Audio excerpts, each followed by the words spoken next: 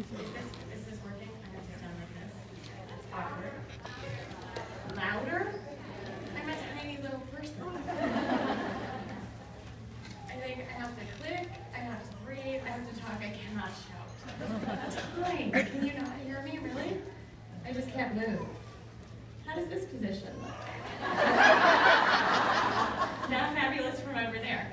Okay, I will. That's good. It's good. Don't move. Right there. Okay.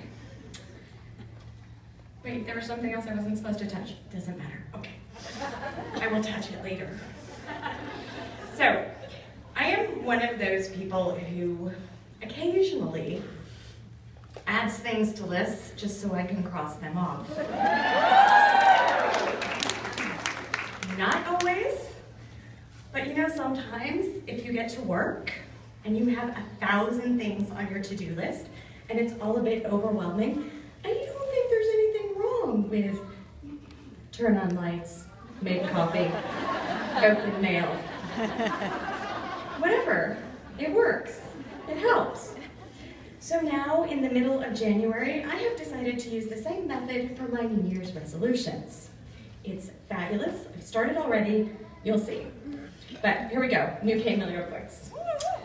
The Sword of Kuromori and the Shield of Kuromori. Books 1 and 2 in a trilogy for ages 14 and up. Book 3 is coming next season by Jason Rohan, are action-packed fantasy adventures set in modern-day Japan.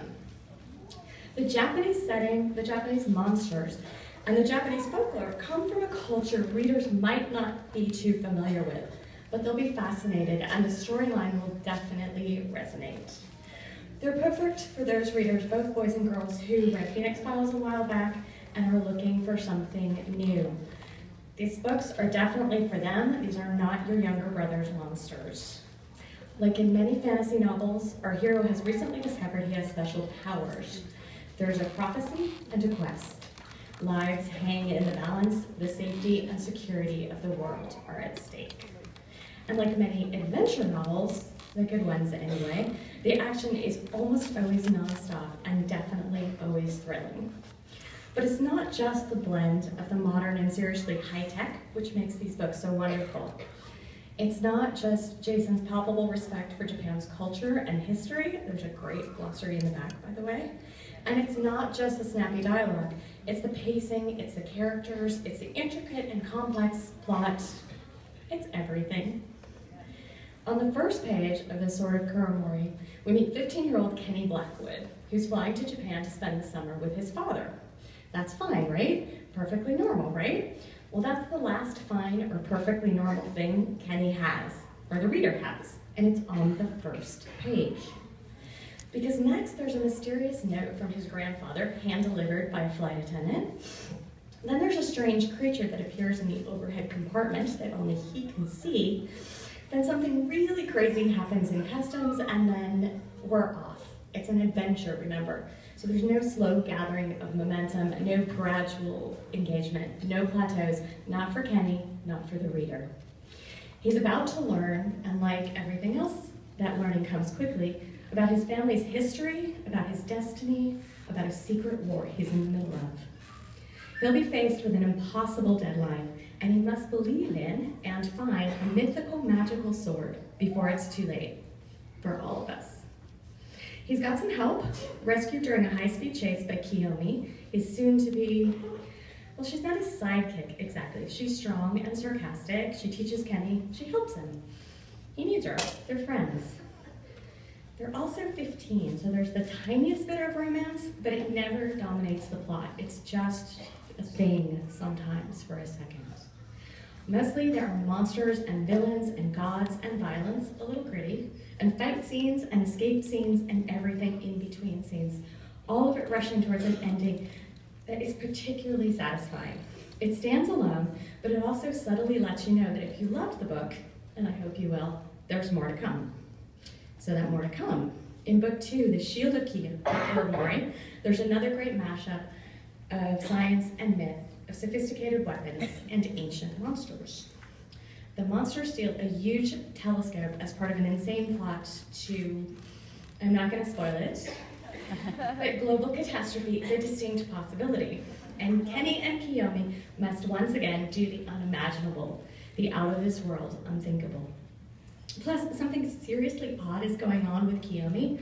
Her behavior is becoming more and more unpredictable, more and more monstrous, that's a clue there, and it becomes obvious to Kenny and to her family and to the reader that her life, and even more than her life, her humanity might be at stake.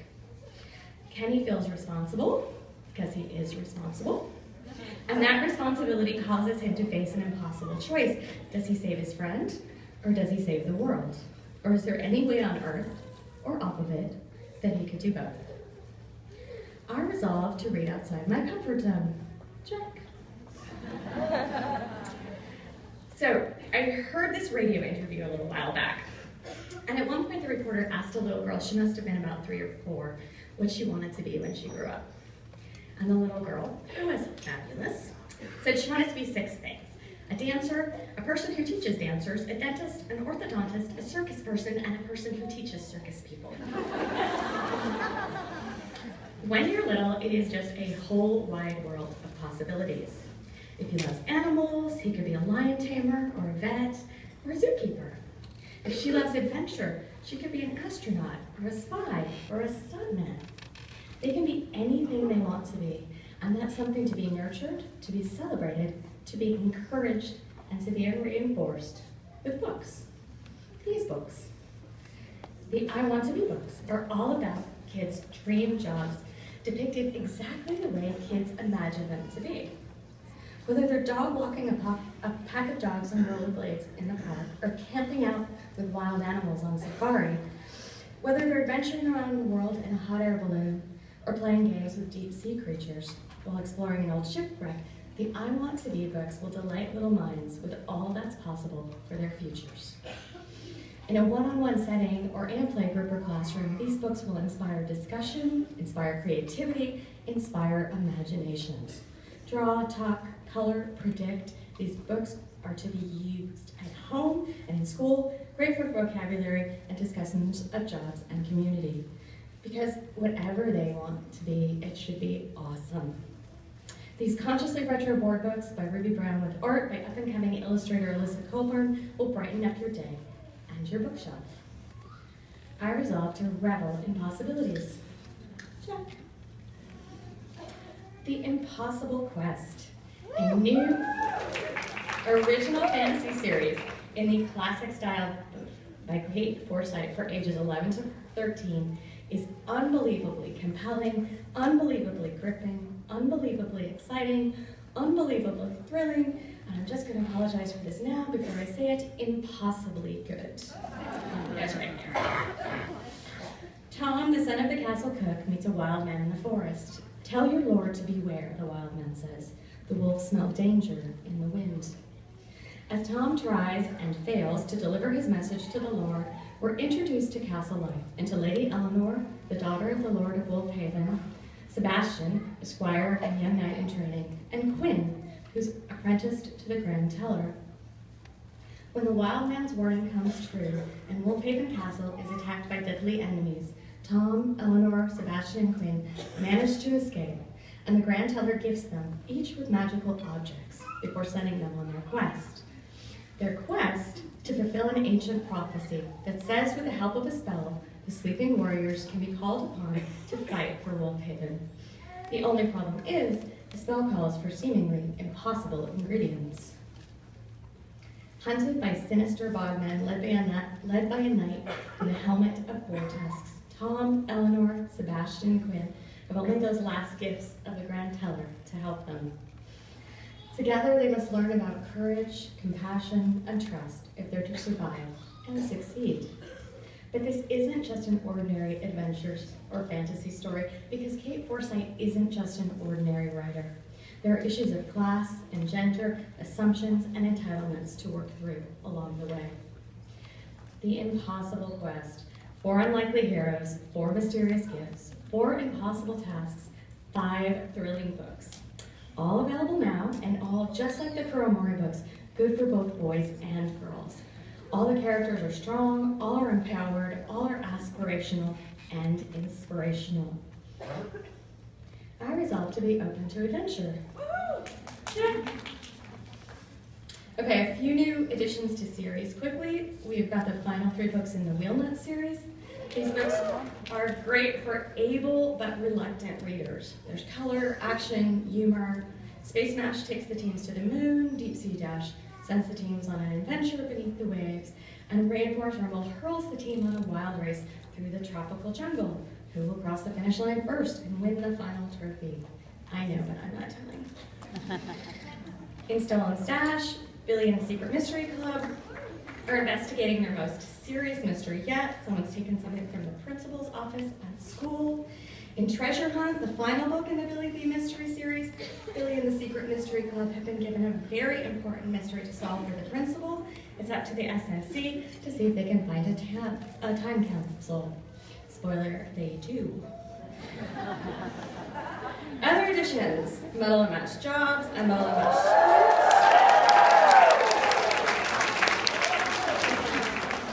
So much fun, such great opportunities for learning and laughing, and also for talking and teaching. They'll be here in March along with Under the Sea. Another of our first focus freeze titles. Perfect for youngest learners. Stand the book up, pop the baby down, let them look and learn. Also in March, new in the Pocketbook series, something a bit different.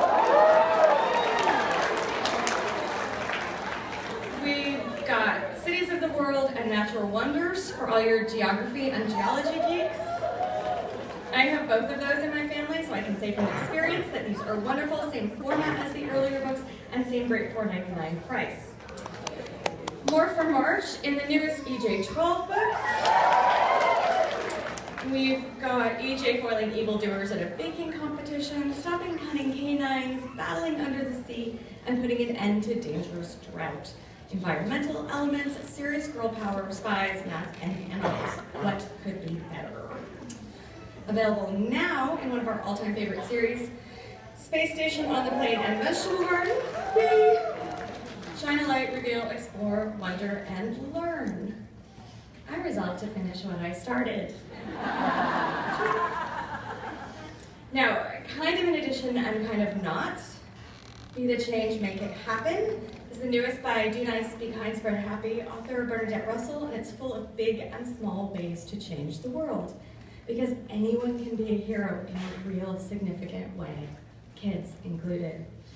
This book is 96 pages of wonderful ideas, 96 pages of ways that demonstrate how little actions can and do have big consequences, 96 pages showing how anyone can make a difference in their neighborhood, in their country, in the world.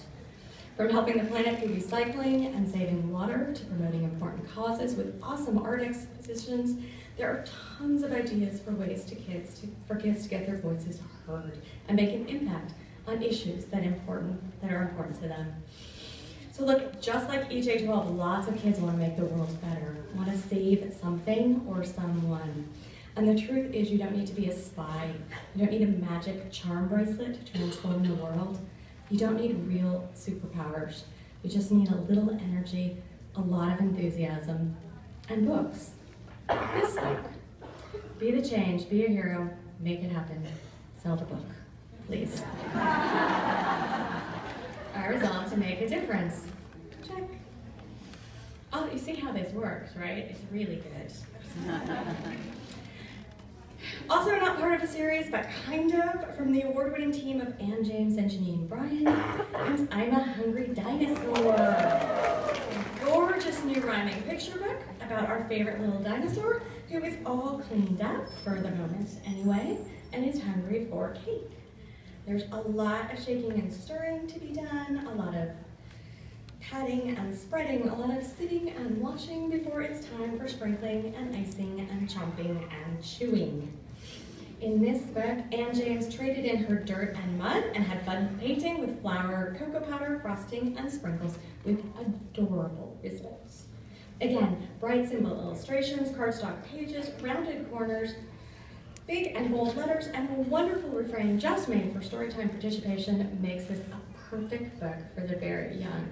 Also, just FYI, awesome review in the latest Kirkus if you have a library appointment. It did just get darker in here, right? It's not just me losing my mind. Just checking. I resolved to eat more cake. Check. Who's ready to play is just one of the questions Anton Poitier asks in this delightfully educational picture book illustrated by Tracy Cottingham. Each double-page spread in the book includes simple, charming, and colorful illustrations of 24 different animals lined up in 4 rows and 6 columns. Each animal is in the same place on every spread, mostly, but something changes. At the top of each spread, there's a question: who's afraid of mice, or who's changed color, or even who's pooped, which asks readers to study the animals and notice the tiny differences among them. I slipped that in really quickly. That was good. You have to be true to your history, and you know, everyone poops. Anyway, from learning the names of animals to recognizing different expressions to identifying mood to counting, the possibilities are almost endless. This book is all about working on visual discrimination, one of the most important pre-literacy skills, and it's $9.99, which is just absurd. I resolved to always be ready to play. Check. Not to always tell the truth, though. Speaking of, Cut and Color Playbook Seasons is a brand new art activity book in which you create beautiful layered paper dioramas by combining drawing, coloring, and scissor sculpts. Children and adults are taken page by page through the creation of 4 lovely seasonal landscape scenes. Some of you might have already done this. If you haven't, let me just show you how it works. I'm gonna try. No, apparently not working. I'm looking around as if somebody can help me.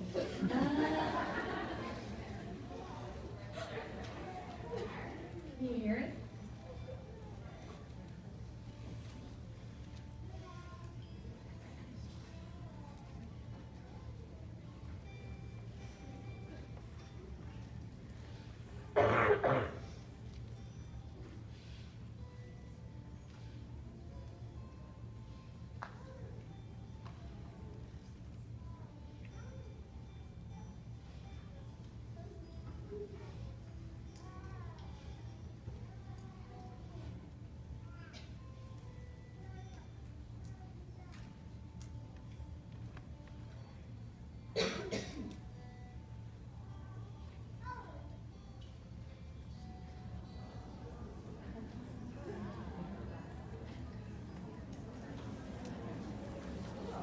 Kind of cool, right?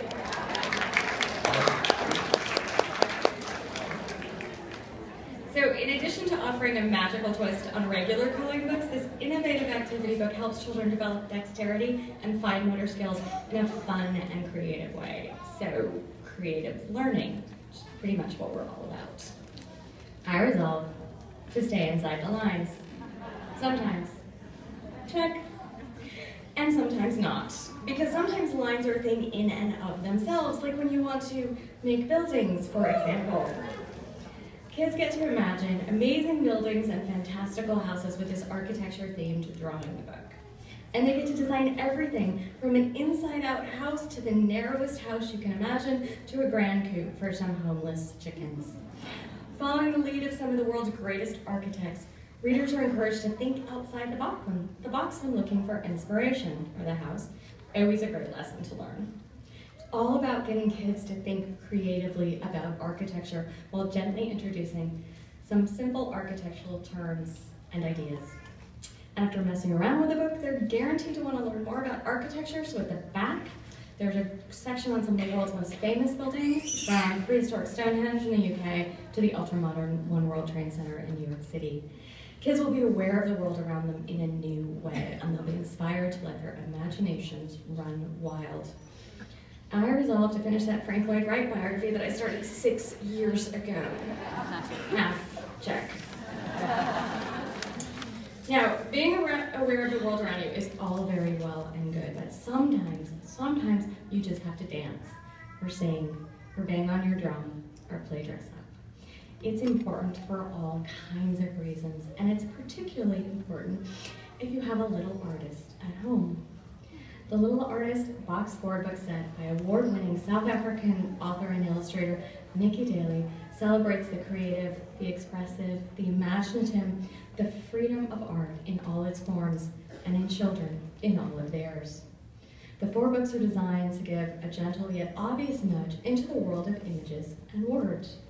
Carlos, Monty, Ruby, and Nina are all little artists, and their simple stories are told with humor and whimsy. Toddlers will follow along as they perform their favorite activities. Reader participation is subtly encouraged, so adults will find it easy to interact with little listeners.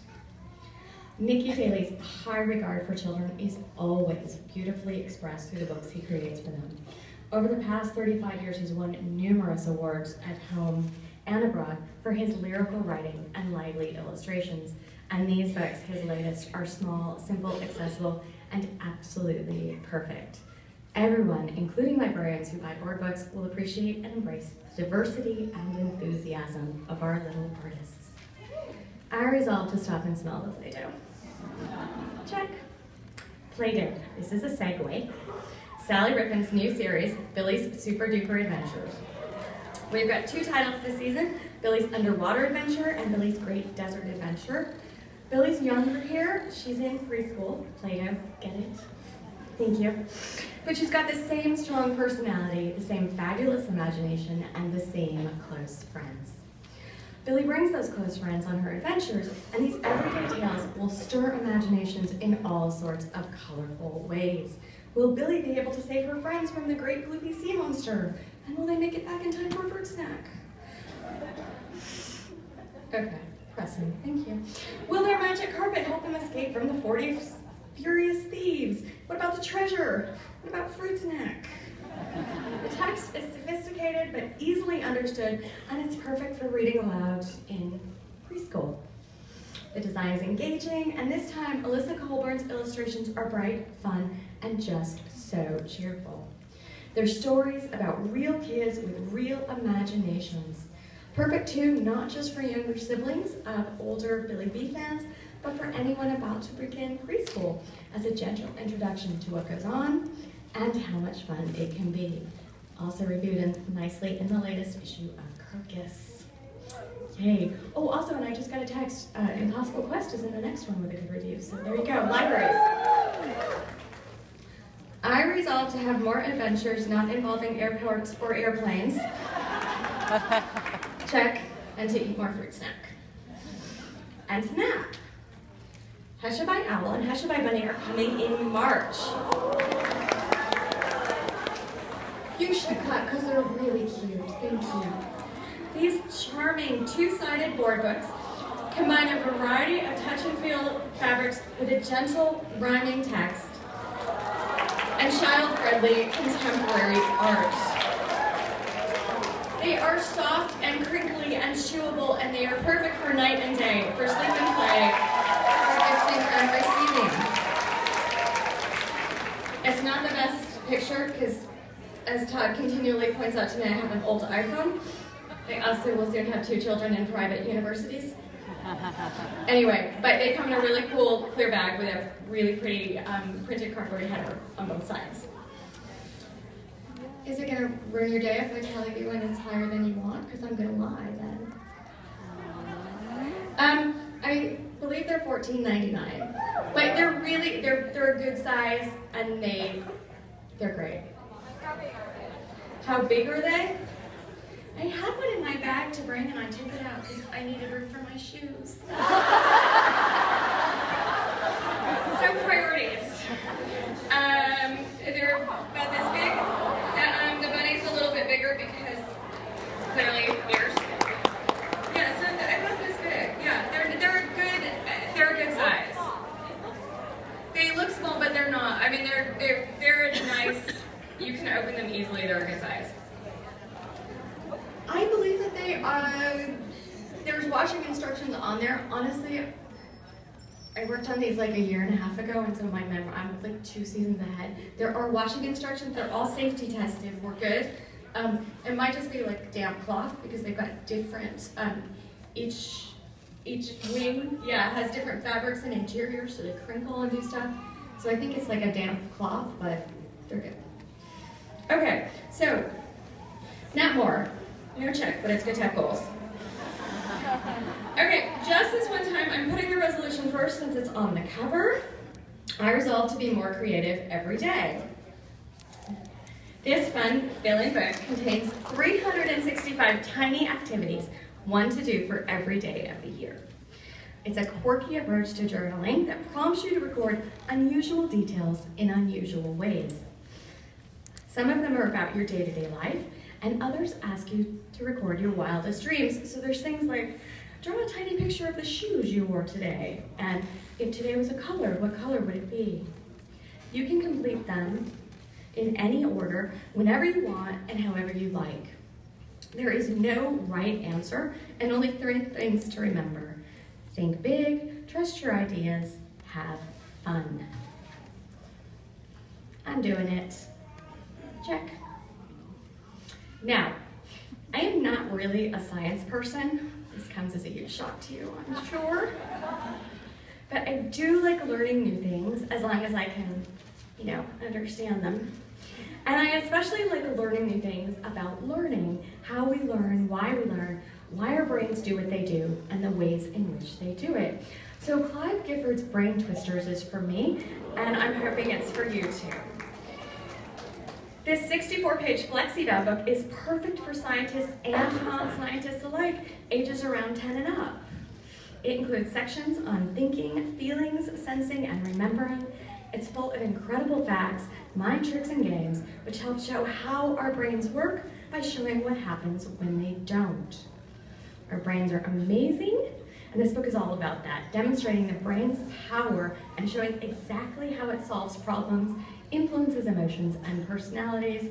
It's here in March. I resolved to challenge myself. Check. Okay, I'm not going to say too much about this next book because you now know all about it.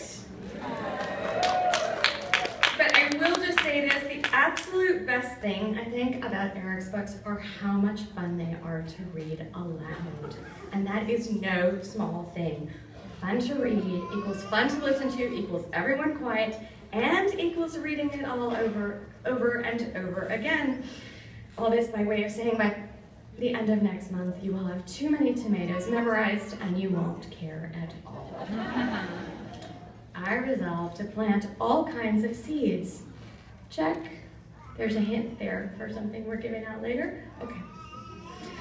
Because I'm doing it again, I also resolved to enjoy the beauty of the outdoors every day. The river. Check. No, I'm coming back. That was mean. Sorry. Just wait. There's another. It'll come back. Are you all the orange people still? Okay. In snow-capped mountains among the firs, the north wind blows. Something stirs. Through icy water, a small fish darts. This is where her journey starts. This beautiful book features a lenticular window that appears on every page, so our little fish swims as we follow her journey downriver from the mountains to the sea. As the river winds, she swims on and on, past beavers building a dam and bear cubs playing on the riverbank until she reaches her journey's end. Patricia Hegarty's pleasingly gentle rhyming text brings the wonders of nature to life, and with a foiled finish on the final spread, Hanako Kalula's stunning artwork vividly captures her epic journey. It's also here in March, and it's a keeper. As is this next title. Okay, so today is National Fig Newton Day, which is, awesome, but once you've had one, you're pretty much done, and if you don't particularly like Fig Newtons, you're out of luck. But it's fine, I have a book for you. Kooky Crumbs, by former children's poet laureate J. Patrick Lewis and illustrated brilliantly by Mary Eulis, is a celebration of dizzy days and silly celebrations. Because seriously, Fig Newtons are great, but a poem is forever. From National Cereal Day to World Math Day, from National Sunscreen Day to Smoke and Mirrors Day, there is truly something for everyone to celebrate in this book. And out of this book, there are a million activities and lesson plans and classroom discussions just waiting to be pulled, just waiting for your imagination. Read the poems, write your own, and then anything can happen. Kids like silly, kids like parties. This is the poetry book waiting for them, and we love it. I resolve to celebrate daily. Check. And lastly, when I was little, my favorite picture book for years was called The Mice Who Loved Words. This is relevant because, like lots and lots of things from my childhood, today's version is better. Meet Nibbles, the book monster. He's nibbled his way out of his own book, and now he's causing mischief and mayhem in other people's stories. He just can't help himself. They are so delicious, and he's just gotta be him. Okay, if I do this, do you hear it?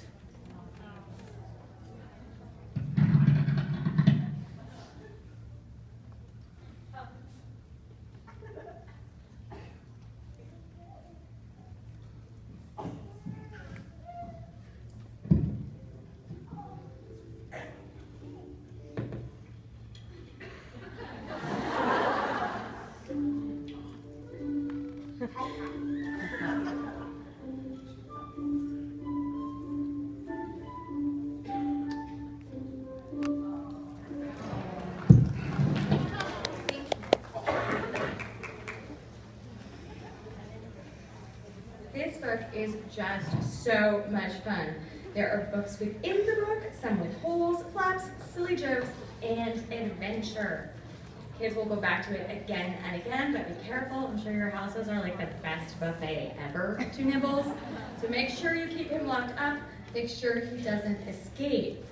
Nibbles the book, and Nibbles the plush toy.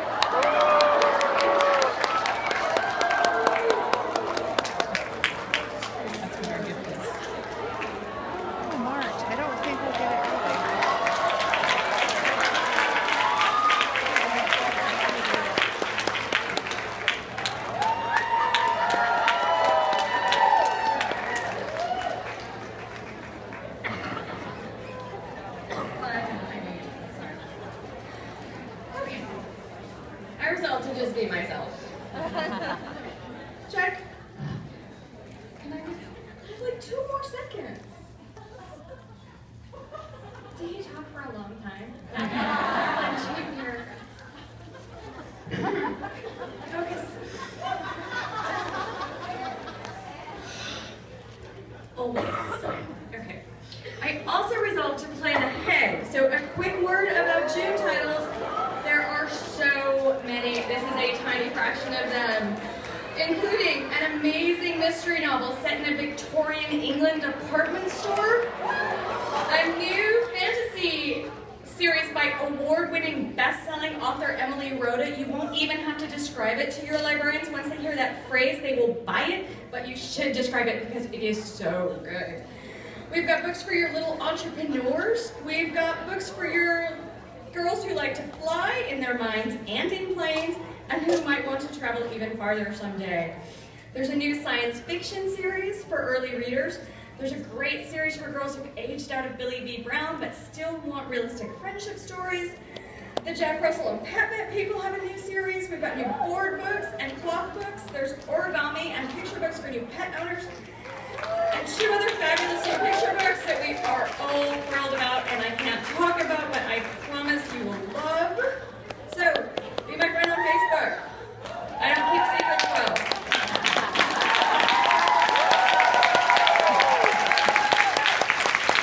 Also, please search for us on Facebook as Kane Miller Books. Follow us on Twitter at Kane Miller Books. Our tiny teasers, more of which should be up right after this talk, are on YouTube at Kane Miller. On Instagram, we're at Kane Miller Books, so please follow us everywhere.